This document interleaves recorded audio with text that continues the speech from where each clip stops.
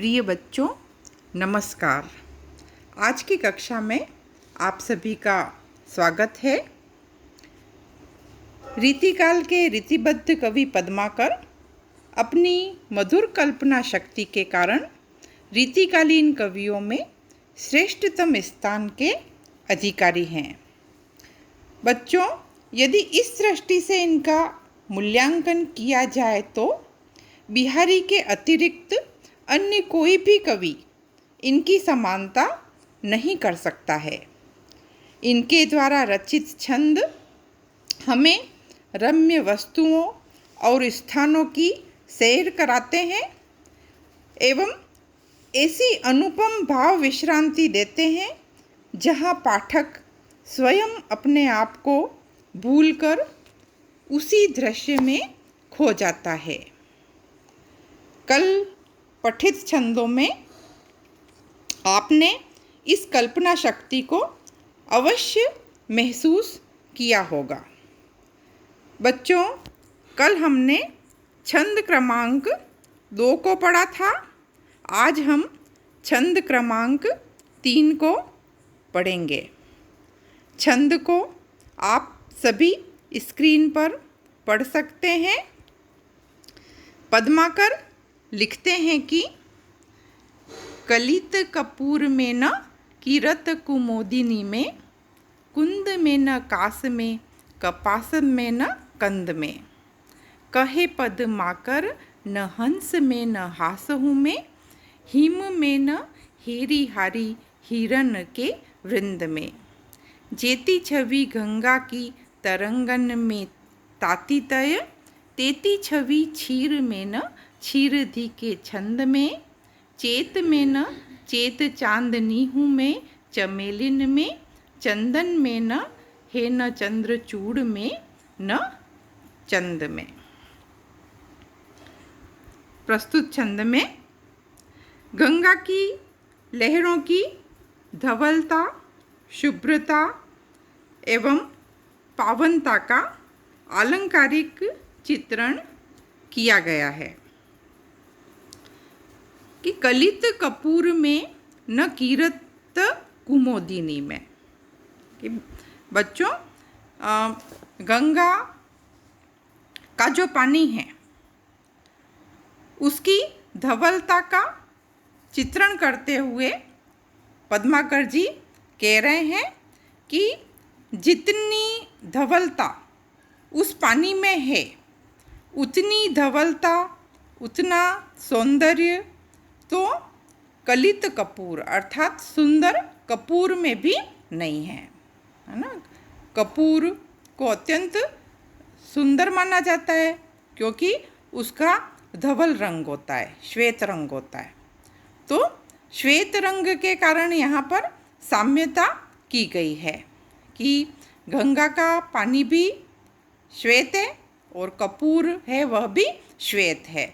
लेकिन श्वेत श्वेत होने से ही साम्यता नहीं हो जाती, है ना। यहाँ पर कवि ने बताया है कि गंगा का जो पानी है वह तो कपूर से भी ज़्यादा और अधिक धवलता को लिए हुए है। न किरत कुमोदिनी में और न ही कुमोदिनी में। कुमोदिनी किसे कहते हैं कि यह एक कमल के समान एक जलीय पौधा होता है जिसमें सफ़ेद रंग के फूल होते हैं और अपनी धवलता के कारण यह जाना जाता है। तो उसकी धवलता भी इस गंगा के पानी से कम है, अर्थात उसका सौंदर्य भी इससे कम है। कुंद में न कास में, कपास में न कंद में और न ही कुंद में। कुंद भी एक तरह का क्या होता है, फूल ही होता है जो कि सफ़ेद रंग का होता है ना। जूही की तरह का एक पौधा होता है जो कि अपनी धवलता के कारण जाना जाता है।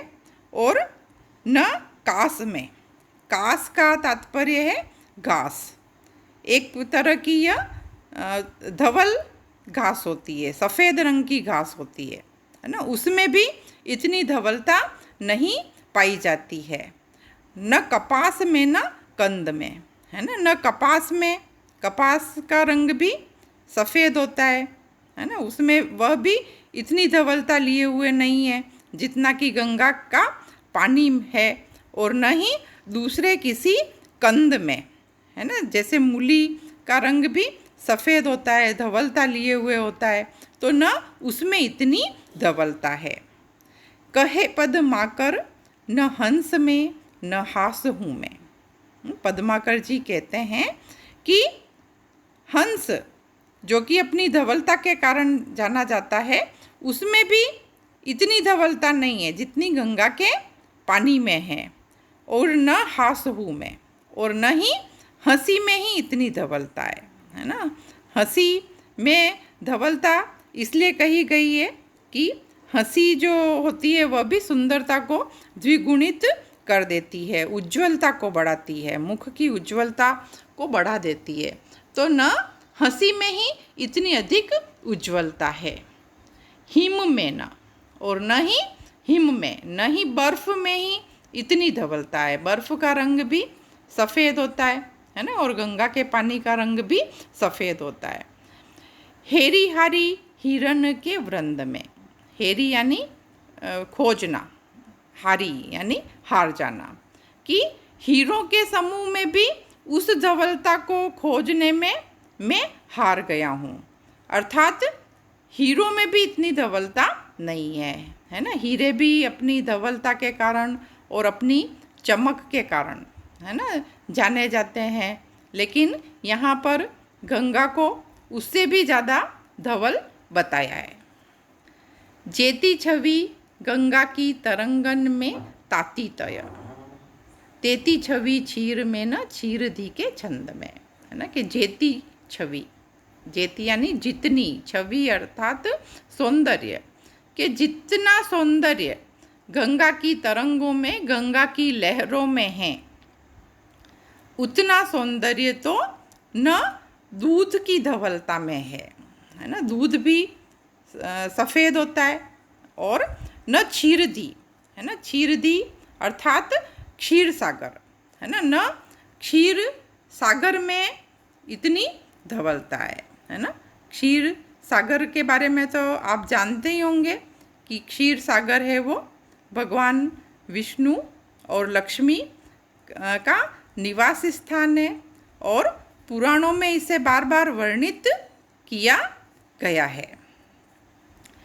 चेत में न चेत चांदनी हूँ मैं चमेलिन में, और न चेत महीने में, और न चैत्र महीने की चांदनी में ही इतनी धवलता है ना।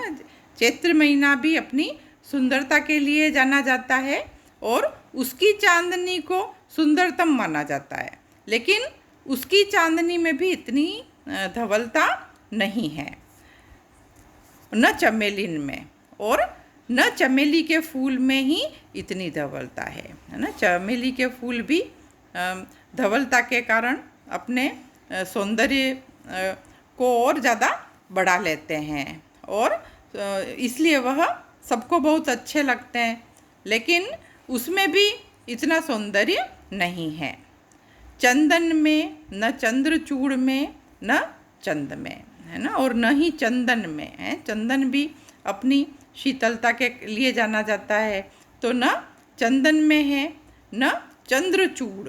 चंद्रचूड़ अर्थात चंद्रमा को धारण करने वाले शिव जी में, वह भी उनका रंग भी क्या है, अत्यंत धवल है ना। इसीलिए उन्हें कर्पूर गौरम करुणावतारम कहा गया है ना। कर्पूर गौरम, है ना, कर्पूर के समान उनका रंग बताया गया है, और चंद्रमा को धारण करते हैं वह, उनका रंग अत्यंत गोरा है, अत्यंत सफ़ेद है, और न चंद में और न चंद्रमा में ही इतनी धवलता है। अर्थात इतने अधिक उपमानों के बारे में यहाँ बताया गया है ना। विभिन्न उपमान, है ना, जैसे कपूर, कुमोदिनी, कुंद, कास, कपास, कंद, हंस, हंसी, हिम, हीरे, है ना, और दूध और क्षीर सागर और चांदनी, चमेली के फूल, है ना, और चंदन और शिवजी और चंद्रमा, है ना, ये सभी जो उपमान है इसे यहाँ कमतर बताया गया है। और यहाँ पर जो गंगा है ना, वहाँ गंगा का महात्म्य बताया है, उसे सबसे श्रेष्ठ बताया है। तो बच्चों इसलिए यहाँ पर इसमें प्रतीप अलंकार है ना, क्योंकि यहाँ पर सभी को है बता करके गंगा को श्रेष्ठ बताया गया है। और अन्य अलंकार भी देख लीजिए कि कलित कपूर में छेकानुप्रास अलंकार है, किरत कुमोदिनी में छेकानुप्रास अलंकार है, और हेरी हारी हिरण में वृत्यनुप्रास अलंकार है। और इस प्रकार से यह छंद जो है वह भी अत्यंत मधुर बन पड़ा है। इसमें कवित्व छंद का प्रयोग करने से इसमें संगीतात्मकता, प्रवाहात्मकता आ गई है, जिससे इस छंद की मनोहरता और भी अधिक बढ़ गई है। धन्यवाद।